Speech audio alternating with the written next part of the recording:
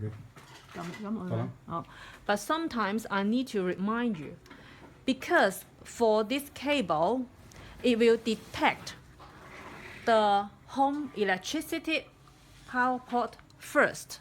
So once you plug in for the electricity here, and even though you insert the battery inside, it doesn't work.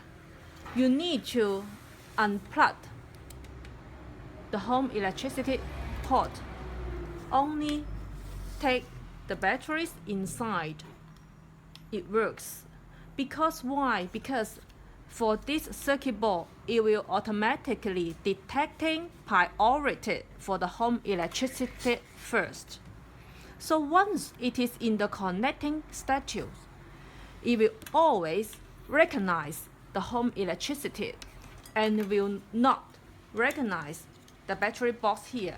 So you need to unplug the home electricity and to powered by the batteries. So please make sure when you want to use the battery to power the watch wonder, unplug the home electricity. Okay?